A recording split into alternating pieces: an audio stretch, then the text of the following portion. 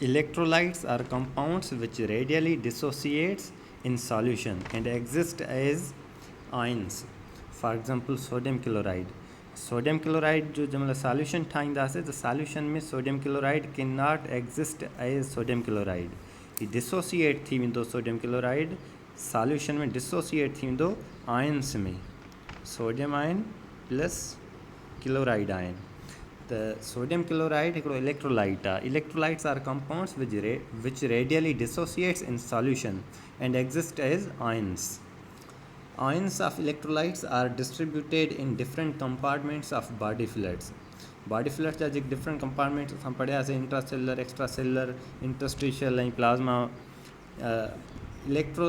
Ions, these ions of electrolytes are distributed in different compartments of body fluids. For example, sodium. Sodium is the principal cation of extracellular compartment, and potassium is the principal cation of intracellular compartment.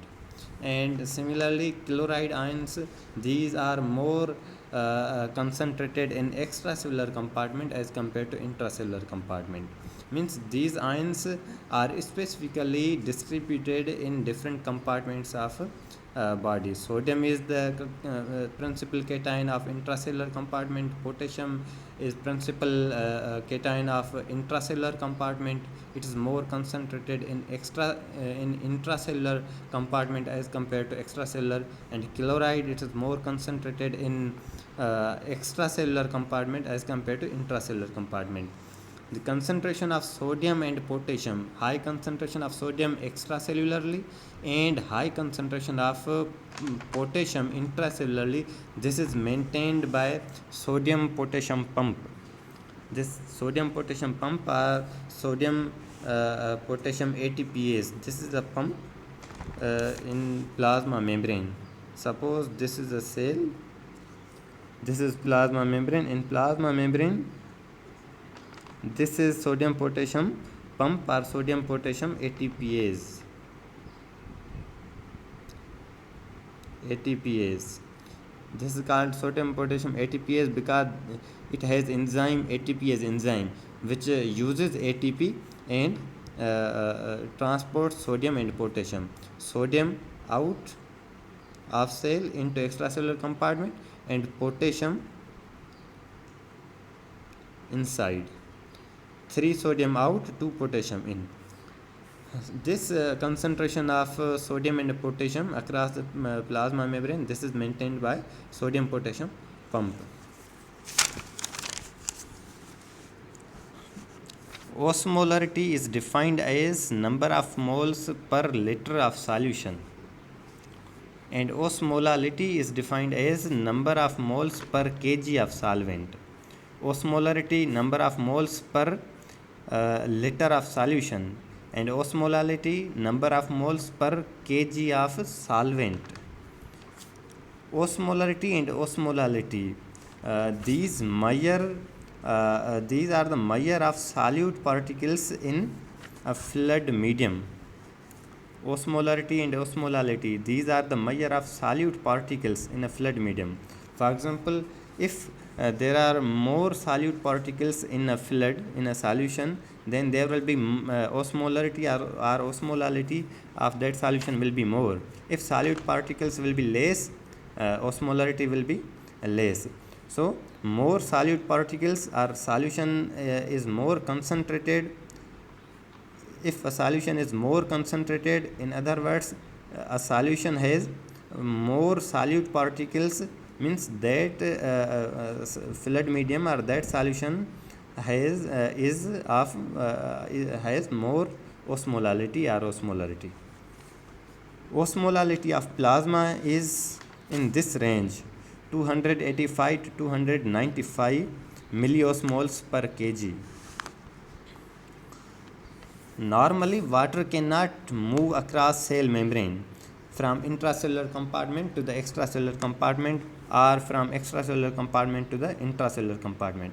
Normally, water cannot move. Water does not move across the plasma membrane from intracellular to extracellular or from extracellular to intracellular. because extracellular and intracellular, these both compartments have same or equal osmotic pressure. Osmotic pressure is a force by which water can move in a compartment. जेकॾहिं कंहिं बि compartment जो osmotic pressure ज़्यादा हूंदो ॿिए compartment खां त उन ॿिए कंपार्टमेंट खां वाटर मूव कंदो उन कंपार्टमेंट में जंहिंमें ऑस्मोटिक प्रेशर हाई आहे वधीक आहे त नॉर्मली एक्स्ट्रा सेलुलर फ्लड जो ऐं इंट्रासेलुलर फ्लड जो ऑस्मोटिक प्रेशर इक्वल हूंदो आहे उन करे वाटर नॉर्मली मूव न कंदो आहे across the cell membrane. Osmotic pressure of intracellular flood is mainly maintained by potassium ions, and osmotic pressure of extracellular flood is mainly provided by sodium ions. Sodium ions जेके principal cation आहिनि extracellular flood जा उहे osmotic pressure जो जेके main contributor आहिनि osmotic pressure में sodium ion आहिनि ऐं intracellular flood में वरी जेको osmotic pressure जो main contributor आहिनि उहे potassium ion आहिनि. If osmotic pressure will change, water will move towards the compartment of high osmotic pressure. Normally the osmotic pressure equal हुंदो आहे on the both sides of plasma membrane. उन करे water move न कंदो आहे पर जेकॾहिं across the plasma membrane जेकॾहिं osmotic pressure change हूंदो त वाटर मूव कंदो towards the compartment of high osmotic pressure. हिते ॾिसो फॉर एग्जाम्पल हिकिड़ो डिहाइड्रेटेड कंडीशन आहे ही ओवर हाइड्रेटेड कंडीशन आहे. डिहाइड्रेटेड कंडीशन में सपोज़ छा थींदो आहे डिहाइड्रेटेड कंडीशन में वाटर लॉस थींदो आहे ऐं वाटर लॉस हिते नॉर्मली ॾिसो ही हिकिड़ी बॉडी आहे ऐं हीअ असांजो सेल आहे. ही सेल आहे ही इंट्रासेलुलर कंपार्टमेंट आहे ऐं ही जेको आहे ही ॿाहिरि ही एक्स्ट्रासेलुलर कंपार्टमेंट आहे. ही एक्स्ट्रासेलुलर कंपार्टमेंट आहे. डिहाइड्रेटेड कंडीशन नॉर्मली जंहिं महिल असां नॉर्मल हाइड्रेशन में आहियूं सपोज़ असांजी बॉडी में जेका फ्लड जी लेवल आहे उहा ही आहे. डिहाइड्रेटेड कंडीशन में वाटर लॉस थींदो आहे यानी वाटर जेको आहे एक्स्ट्रासेलुलर फ्लड मां वाटर लॉस थींदो आहे. हाणे वाटर जी जेका आहे डिफिशंसी आहे वाटर घटिजी वियो आहे त इन सूरत में वाटर घटिजी वियो आहे ऐं सॉल्यूट्स जेकी आहिनि उहे नॉर्मली ओतिरा मौजूदु आहिनि या उहे थोरी हद ताईं घटिया आहिनि. The quantity of water is reduce to a more extent as compare to the solutes. So relatively water जी डिफिशंसी थी आहे ऐं सॉल्यूट्स जी कंसंट्रेशन वधी वई आहे. त इन सूरत में यानी जेके एक्स्ट्रासेलुलर फ्लड जो मेन आहे केटाइन या मेन जेको आहिनि सोडियम आहे यानी हिते हाणे सोडियम जी कंसंट्रेशन वधी वई आहे सॉल्यूट्स जी कंसंट्रेशन वधी वई आहे त हितां जी ओस्मोलालिटी इंक्रीज़ थी वई आहे as compare to intracellular compartment of the cell. Now in this situation हिन सिचुएशन में एक्स्ट्रासेलुलर फ्लड जी ओस्मोलालिटी वधी वई आहे as compare to intracellular compartment. त हाणे water will move from the compartment of low osmolality towards the compartment of high osmolality. Means water will move in this direction from inside the cell towards the outside, from intracellular compartment to the extracellular compartment. त हिते तव्हां ॾिसो sale shrink थी वियो आहे. Sale shrink थी वियो आहे छाजे करे जो सेल मां वाटर लॉस थी वियो आहे वाटर निकिरी वियो आहे एक्स्ट्रासेलुलर फ्लड थो अचे उन करे सेल जी श्रिंकेज थी वई आहे.